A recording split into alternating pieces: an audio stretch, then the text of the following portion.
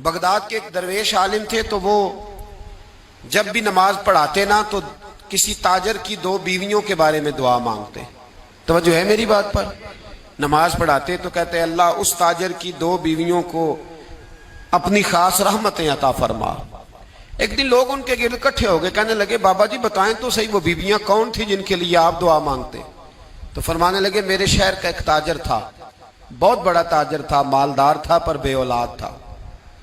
اسے بغداد سے ملک شام جانا پڑتا تھا تجارت کرنے، اور کئی مہینے اسے شام کے ملک میں رہنا پڑتا تھا.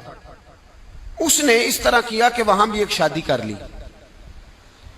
توجہ ہے نا میری بات پر؟ کیا کر لیا اس نے؟ دوسری شادی کرنا مرد کے لیے جائز ہے، تیسری کرنا بھی، چوتھی کرنا بھی بھیا کے وقت، مگر اگر انصاف کر سکے تو. اگر چاروں میں ہم نہ آدھا مسئلہ سنتے ہیں اور آدھا ہی بیان کرتے ہیں، اگر انصاف نہ کر سکے پھر اس کے لیے 4 جائز، پھر وہ ایک ہی رکھے گا. تو عزیز دوست دوسرا نکاح کر لیا، شادی ہو گئی. اب وہ وہاں کچھ زیادہ وقت گزارنے لگا، مالدار آدمی تھا، بیوی کو مکان بھی لے کے دے دیا. اب وہ دیر سے آتا واپس، اور جب آتا بھی تو اس کے وہ والے انداز نہ ہوتے جو پہلے ہوا کرتے تھے. اب بیوی سے بڑا جاسوس بھی کوئی نہیں ہوتا، اس کو تو پہلے پتہ چل جاتا ہے کہ ماجرا کیا ہے، اسے بڑی خبر ہوتی ہے. تو اس نے محسوس کر لیا کہ بدلے بدلے سے میری سرکار نظر آتے. وہ کہنے لگی اب کہ جب آتا جاتا ہے تو اس کے حالات کچھ بدلے سے ہیں، ماحول کچھ اور ہے. اس نے ایک بوڑھا آدمی جو اس کا عزیز بھی تھا اور سمجھدار بھی تھا اس کو تیار کیا. کہنے لگی اب کہ جب ملک کے شام جائے نا تو اس کا پیچھا کرنا اور خبر کرنا کہ کہاں رہتا ہے، کہاں جاتا ہے، کیا کرتا ہے. وہ بوڑھے بزرگ جو تھے وہ خاتون کے کہنے پر کچھ اس نے کرایہ بھی دیا. وہ اس تاجر کے پیچھے گئے اور واپس آ کے خبر دی. کہنے لگے کہ یہ تو 2-3 سال بیت گئے، اس نے وہاں بھی شادی کی ہوئی ہے، تجھے بتایا ہی نہیں. بی بی بڑی سمجھدار تھی، حوصلہ مند، زیرت، اس نے شور نہیں مچایا. اس نے کہا کہ میں نا اب جب آئے گا نا تو طریقے سے بات کروں گی اور پوچھوں گی کہ ایسا کیوں کیا. اور یہ بھی اس نے آ کے بتایا کہ اگر تیرے ساتھ نکاح کے بعد اسے اولاد نہیں ملی تو اولاد وہاں بھی کوئی نہیں. یہ مکمل تفصیلات. اب جب اس دفعہ خامند آیا تو آتے ہی وہ بیمار ہو گیا، کمزور ہونے لگا. اب خاتون نے مناسب نہیں سمجھا کہ آتے ہی دھڑام سے میں اس کے سر پر یہ پھوڑ دوں کہ تو نے نکاح کیا ہوا ہے اور مجھے بتایا نہیں. وہ ذرا تسلی میں رہی، کچھ وہ بیمار تھا، حوصلہ رکھا، خدمت کرتی رہی. کچھ دن گزرے تو وہ تاجر انتقال کر گیا، فوت ہو گیا.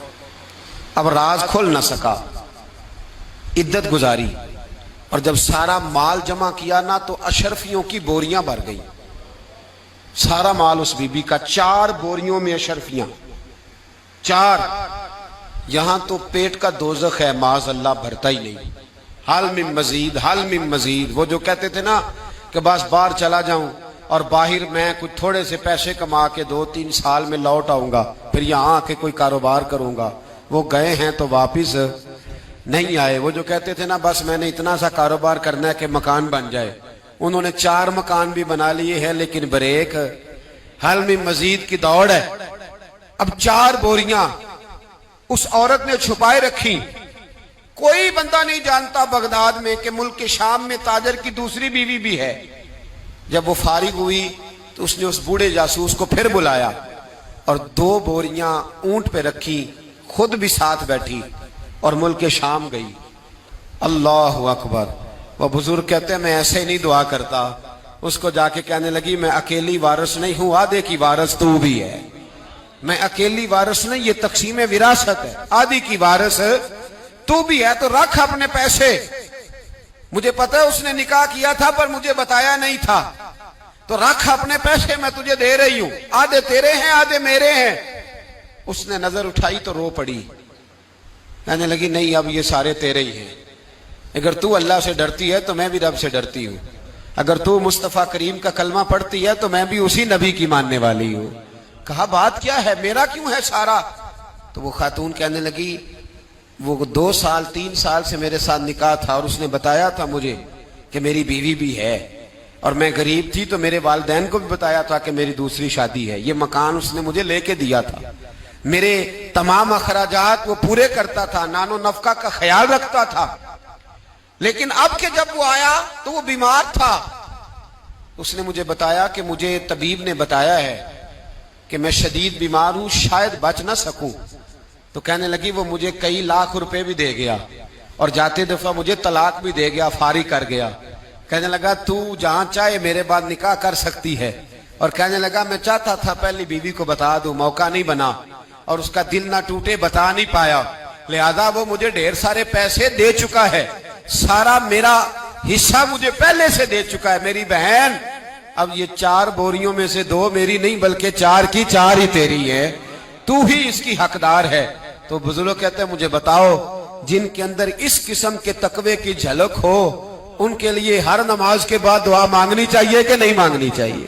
ہر نماز کے بعد. ہمارے ہاں حل میں مزید ہے, میرا حصہ زیادہ ہے, میرا حصہ زیادہ ہے.